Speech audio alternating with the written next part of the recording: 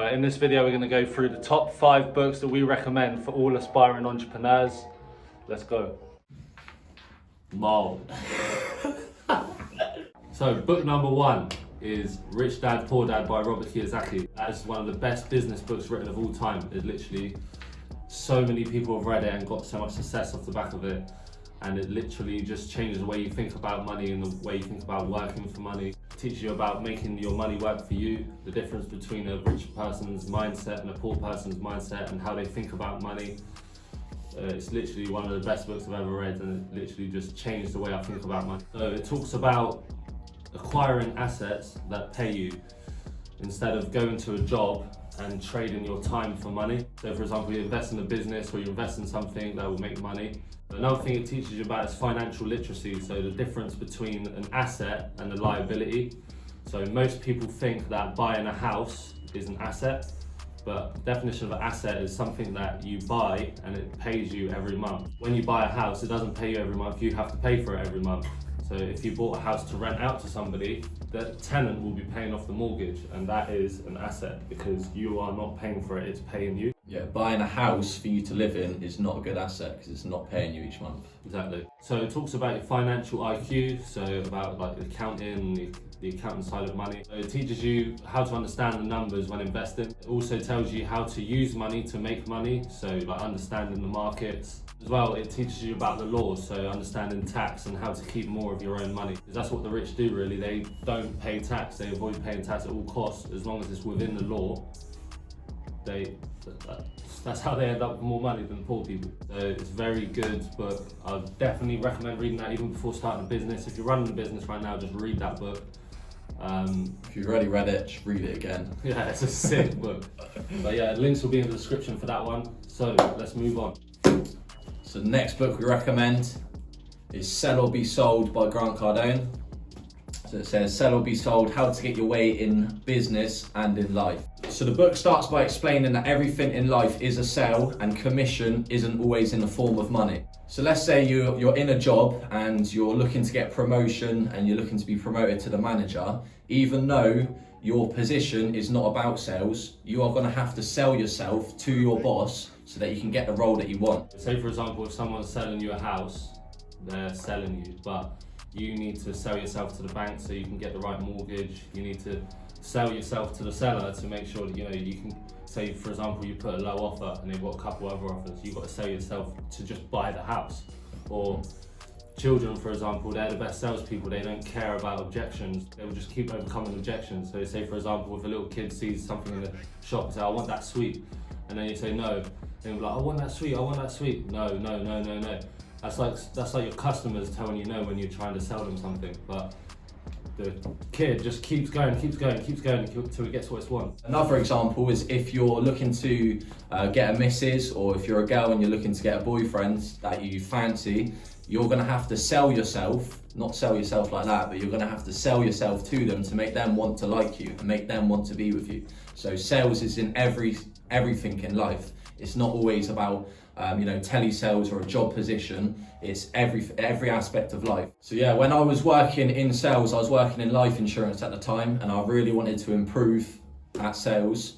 I read this book and it was really eye-opening, motivational and inspiring. It really helped me progress in my job at the time and also in life now.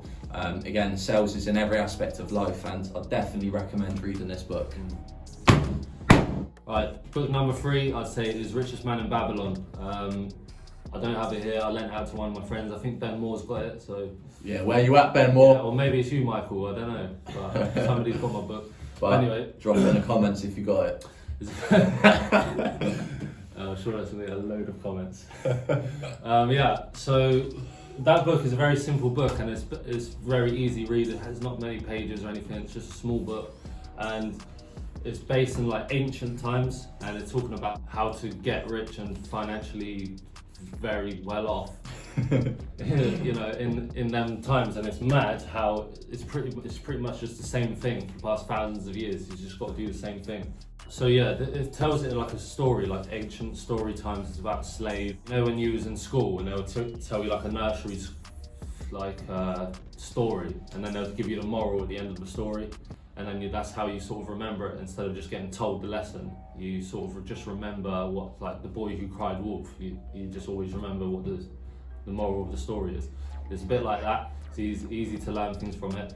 But it talks about things like, you know, pay yourself first. So when you get paid, most people, they pay rent, so they pay the landlord, they pay the guy in McDonald's, get some food, they'll go out, they'll pay the person in the nightclub, they'll pay every single person, they'll pay the tax man, and at the end of the month or the year, in the book, it's just like, what have you got for yourself? Like, what did you pay yourself?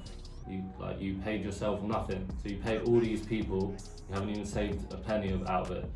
So what the lesson is pay yourself as soon as you got paid. So say for example, you get paid £1,000, or you get paid £2,000, put £200 away or whatever you can, and then try to live off of the rest. And then once you've built up that sort of surplus of money, you can start to invest it to start getting more money coming in. When we say pay yourself first, we don't mean get your wage, or like if you've got a business, you know, your money comes in and you pay yourself a massive wage and you've got nothing left for your business. Paying yourself isn't spending on yourself, because that's going to other people. You just literally need to hold it to invest it. Okay, so another lesson in the book is like it talks about you create your own luck, and I think it words it in a cool way, like it says something like those who take action are blessed by the gods of luck, or something crazy like that. So it's true as well, because most people, there's like doers and there's like procrastinators. So people will be like, oh, I'm not feeling it today, or it's bad weather, or I got bad back, or I've had an argument with my girlfriend, or I've got the kids today, or anything. Any excuse. Yeah, that's just what happens. So, but those same people will look at successful people and say, oh, they were born into it, or oh, they have it easy, or they already know what they're doing, or they've got money, or yeah, they got lucky. But the person who got lucky was more than likely not saying on the days where, oh, I feel bad, I got a bad back, I got rainy weather, I've just got my kids around. They made time to get stuff done, and then luck comes to them. Things happen in a good way for them because they're trying harder. Yeah, the more work you put in is the more lucky you're going to get. Yeah, so that's a good lesson there. It talks about loads of other things. So acting when the time is right, talks about passive income. And the big one that I learned in there was, if you want to take advice from someone or learn from someone, they have to be doing good at what you want to be good at. If a fat person is sat there just going, you need to exercise more, you need to start pumping the weights more, you look too skinny or something, like, fair enough, but I'm probably not going to take that person's advice. I'll probably listen to somebody who is like a fitness instructor or something. And in the book, it says something like, the guy wants to go buy some diamonds or something. I read it like a year ago, but he wants to buy some diamonds or something like that, and then he wants to go and sell it for a profit. So he gets advice from some random person about it, and then he doesn't know that it's not even diamonds, it's just a load of glass or something. He goes to sells it, gets no money, comes back feeling like an idiot, when he should have just spoke to someone who specializes in what he was trying to find out. In business and like just trying to be an entrepreneur, especially if you're young, it can be like some of you guys' parents are like, they care about you, but they'll drag you down. So they'll say like, I like you how you are, or don't do that, it sounds too risky, or are you sure you want to do this? Unless they are a very successful entrepreneur, like, or whatever you want to be, then you probably shouldn't take advice from them. You should go and look for advice. Like if they're a really good parent, then you should probably take advice from them about parenting. That's about it. So yeah, that's a very big lesson that I learned in that book. So let's move on.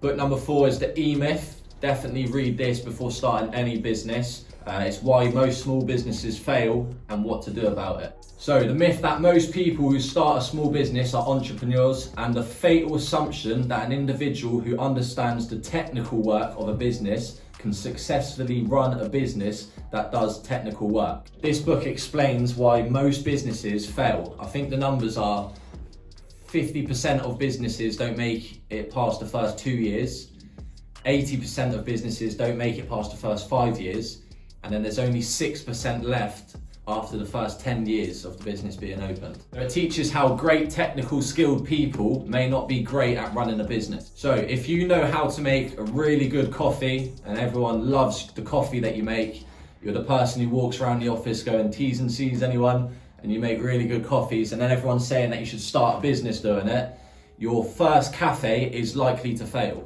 So if you was to start that cafe, you're no longer going to be just making coffees. Like, that's not what your job's going to be. You're not just going to be making coffees. There's a whole load of other things that you're going to be doing. So you'll need to get the customers in, for one, track and manage finance. You're going to need to hire people. You're going to need to start outsourcing tasks, managing the people that you're hiring. There's going to be a whole load of more work that you need to do. So just because you're great, you have to get the lease on the building. You're going to have to literally do the accounts. You're going to have to do all your taxes. It's not just making coffees anymore. Like maybe that person would have been much better off working in a coffee shop where they know how to run a business. The technical skill of that business is making the coffee, but that person might not be an entrepreneur. They might not be built to build a cafe and run the cafe. So this book teaches you to think about your business as a national franchise, and then just to start with one store or one shop, if that makes sense. So by doing this, you will learn to systemize your business, and you will be able to take yourself out of the roles. So if you think you've got you know what your business is, you know what the roles are. At the moment, you're doing all of them, but eventually you're going to start replacing yourself with employees from those roles. It's basically it's teaching you how to create a business rather than just create a new stressful job. Yeah. Because like, if you're just doing everything, it's just end up being a job, and you're going to be working double the hours that you would have in a normal job, and probably get paid less for the first year. So it's just like that. So it also teaches you how to build systems in your business so that your business doesn't rely on skilled people.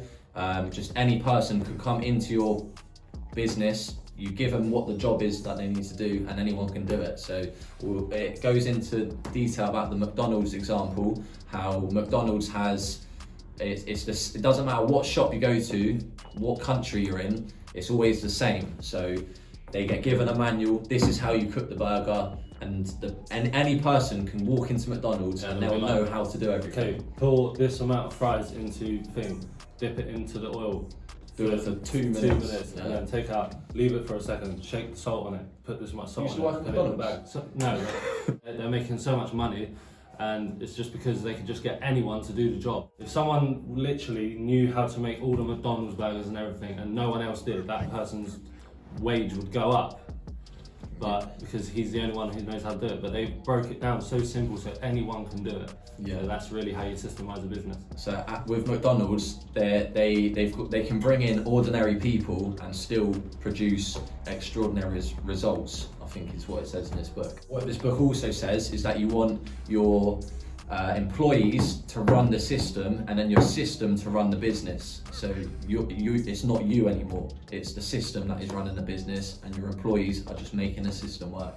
This book goes through, again, why most small businesses fail, and you should definitely read it if you're looking to get into business or if you already have a business. Highly recommend it. So next book, one of the best books I've read, to be honest, is Road to Ruin. Now, this book is all about financial crisis, global meltdowns, just what's going on at the moment, pretty much. And I read this in about 2018 when I first sort of started thinking about property, getting into property. I was already running businesses before that, but just learning like the different property strategies. Yeah, so it was sort of like when I first sort of started thinking about it. But it's lucky I read this book at the time, because it talks about what's going on right now, and it almost sort of predicted it. It made me, because it says like every 10 years there's a financial crisis, right?